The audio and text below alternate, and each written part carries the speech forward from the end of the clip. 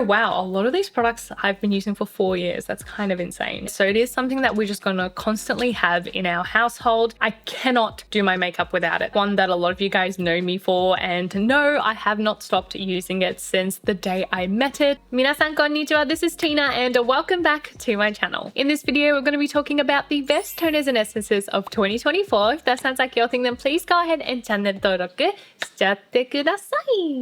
Happy New Year, you guys. I do believe this is going to be the first video of 2025. I mean, it is crazy to think that another year has gone by with you wonderful people, and I'm so excited to hang out with you guys again this year. You know what? This is already another best of beauty video for 2024, and this time we're going to be talking about toners and essences. I will be mentioning my most used toners and essences of this year, whether they are holy grails or new discoveries. Before we get started, my skin type is dry and dehydrated, and the climate that I live in is generally dry. I must say, I do feel like I experimented less this year with toners. A lot of the ones I've selected are my holy grails and long time favorites. So we're going to start off with those. The first two are actually from the same brand, and I have loved them since 2020. That was the first time I mentioned them in a best of video, and I've continued to use them for about 4 years now. And they are the I'm from Mugwort Essence and Rice Toner. My skin just never seems to not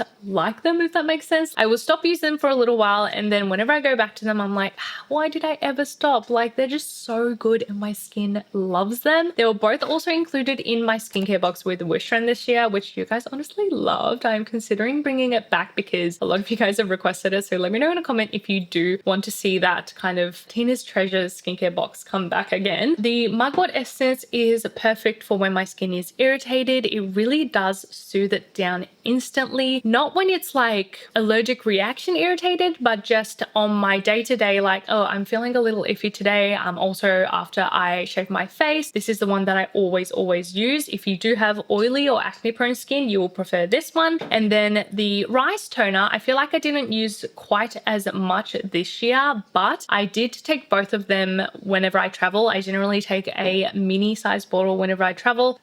This is so good when my skin is parched or dry and it just needs a little bit of extra moisture, just because it does provide both hydration and moisture to my dry skin. Rice is also one of my favorite ingredients because it's so gentle, yet it can have benefits of brightening and evening out skin tone. And yes, I did use both of these a fair bit once again this year. Next is another product that I've loved since 2020, and it did make my best of videos in both 2020 and then 2023 because it got reformulated, and I still loved it. The Naturie Hatomugi Skin Conditioner. So I definitely don't go through as many bottles of this because, I mean, look at it. It is half a liter. Like, it is huge. But it's one that I just know I can grab when I want something quick, I want something gentle, I want something hydrating, and I've had it with a spray bottle for a while now, and it is the most convenient thing. I know Logan, my partner, also loves it, so it is something that we're just gonna constantly have in our household. It does have quite the simple ingredients list, and since its reformulation, it is now also alcohol free. So it's fragrance, alcohol, a lot of those irritants free. I feel like it's just one of those products that can work for all skin types, because with one layer, it is really light, fresh and hydrating for those who have oily skin, but you can layer it multiple times to achieve a richer level of hydration. So it works for even dry skin like mine. Just can't go wrong, and it literally costs like 600-700 yen in Japan, which is ridiculously cheap for how much product you get. This one has become my SOS toner, and it was mentioned in my best of toners list of last year, 2023, the Curel Deep Moisture Spray. I have definitely become more and more of a mist spray toner fan over the last couple of years. I just love the convenience of it, and this is such a beautifully fine mist. While it is super duper gentle, like, it is literally made for those who have sensitive skin, but still being quite moisturizing, because I do find a lot of spray type toners to be quite lightweight, probably because if they do have a richer or thicker formula, they tend to not spray out of a bottle well. But this one, for how fine it is, it really does give a rich layer of moisture while still being gentle. So whenever my skin is heavily irritated, like when it's lightly irritated, I go for the Mugwort Essence, but when it is quite irritated, like I have allergic reaction, or I have like broken skin, or it's like holding heat or itchy, or like kind of something a little bit more severe, this is the one that I've been using, and it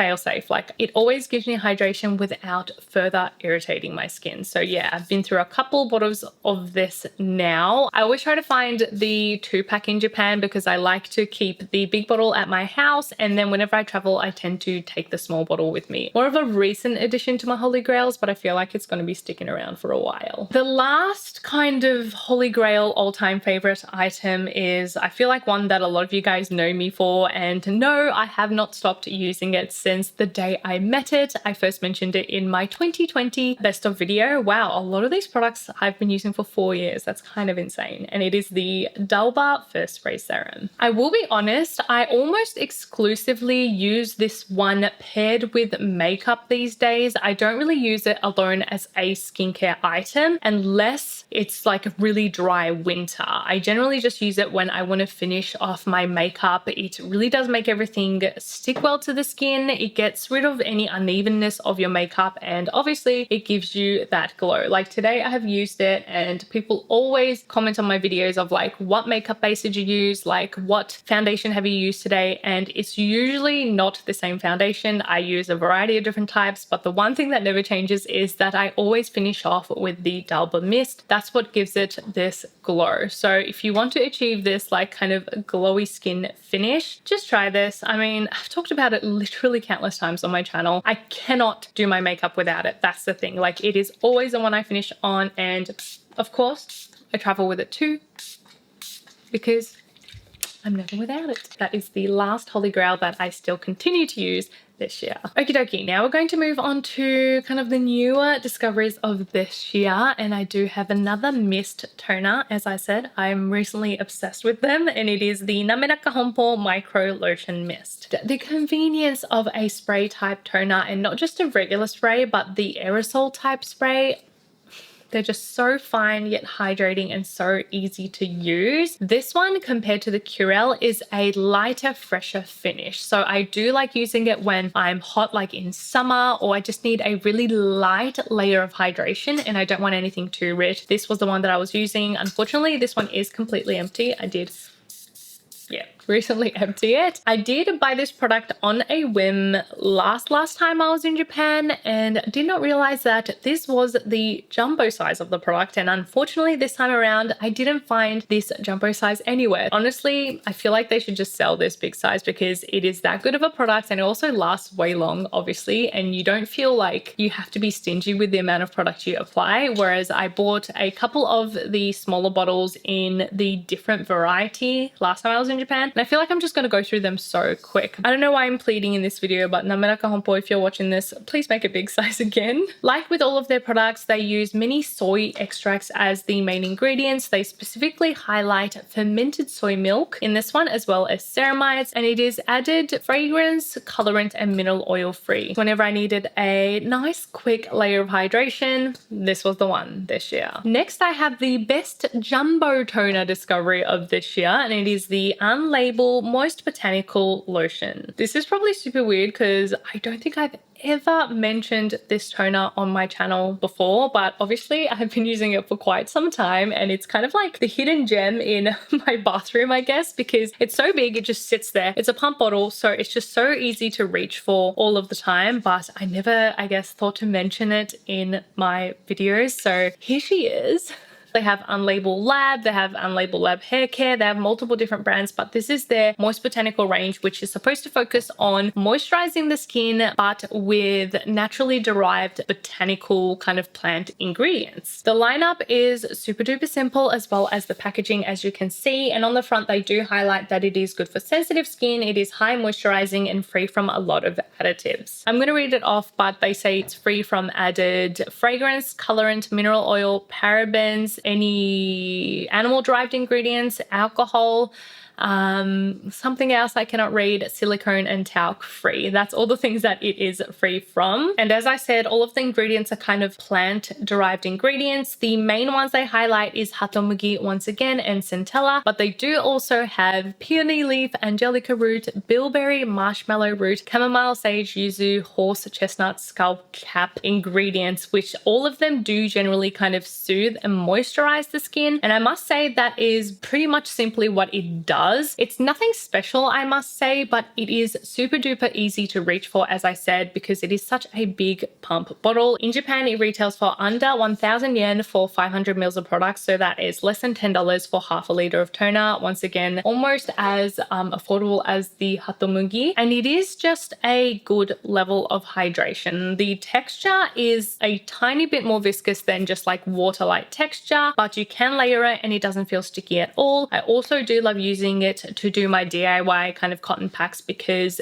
once again, you can use such a generous amount, and I can use it on my skin even when it's like a little bit irritated and stuff. Like yesterday, I think I used it because I had just shaved my skin, and for like the following 24 hours after I shaved my face, it tends to feel like a little bit tingly, a little bit irritated, and I used this as a DIY cotton mask and it worked perfectly. No extra irritation on my face. I know Logan loves this one too. It's just one that we've been constantly using this year, but I never mentioned on my channel, so that has been a great new discovery. I do think it would be probably hard to buy outside of Japan, but if you visit Japan, I mean, like 900 and something yen for this much toner. It's also free from so many things that I feel like other toners in Japan are not free from, so yeah. Next, I have the best Milky toner of this year, and it's actually not newly discovered this year. I tried it like a few years back at this point, but I used it pretty consistently this year, and I felt like it was so much more than what I initially thought, and it is the Dr.Ceuracle Vegan Kombucha Tea Essence. This one is obviously a new bottle. I did finish up one big bottle and then a mini this year, I believe. When I first discovered it, I was kind of like, yep, it's super milky, super moisturizing, plumping, rich. So I pretty much exclusively use it in winter time because I do have dry skin. I was like, that's going to be when it's good. But this year I actually used it in warmer weather and more humid weather when I was in Florida and Japan. And I was actually surprised to how well it works even in warmer weather, because you can almost use it as a toner and serum step in one. So you can cut down the amount of steps you use in your skincare routine, yet it keeps your skin very well moisturized because it does have that kind of dual layer, hydrating essence layer, and then this kind of mixed oil layer. Obviously, when you use it, you mix it up and it turns into this beautiful kind of milky color. The texture is also super nice. Like, I feel like it just absorbs into your skin so well, but it doesn't feel greasy. Like, look at that. It has a little bit more than those watery light toners, but it doesn't feel greasy like the Laneige cream skin. It has been wonderful this year. I could literally go with just this and then sunscreen when I was in Florida and stuff, when it was super hot and humid, and my skin was plump, not dry, yet not like overly oily or anything. I don't know. It was just, yeah, like new way to use it this year, and I really enjoyed it. It obviously uses kombucha tea as one of the main ingredients, which is a great probiotic. Basically helps with giving all that nutrients to your skin and helping overall skin environment. And it also uses sunflower seed oil to help with that moisture and skin barrier improvement. It's been around for a while, but I'm kind of especially drawn to it this year. And then the last one I have is the best nourishing toner pick of this year, and it is the House of Dohwa Rice Makgeolli toner. So kind of interesting that I chose this as the top nourishing toner, because if we're going off pure just nourishment, the I'm From Rice toner and the Dr.Ceuracle essence is definitely richer in moisture, but this one, the absorbance, is that what you call it? Like the absorbing ability of this toner was just so nice. I feel like it just sinked into my skin without feeling heavy. You can layer it multiple times, but it never felt like there was an oil layer. It was oily or greasy or anything. It just like sinks into your skin. And the texture even, it is like thicker, you know, it's like got that viscosity to it, but it just, I don't know, it just sinks into the skin so well. And whenever I used it, I felt like it left my skin feeling so soft and plump, like truly plumping, but not this kind of like glowy look. It was just like nourishing. That is the best way I can explain it, because obviously I have no words to explain quite how it does it. Yeah, I don't know. Like, look at that. I don't know if you can tell. It's so well plumped out and hydrated, but like not sticky, not overly glowy or greasy. I don't know. I feel like you kind of just have to try it to know what I mean.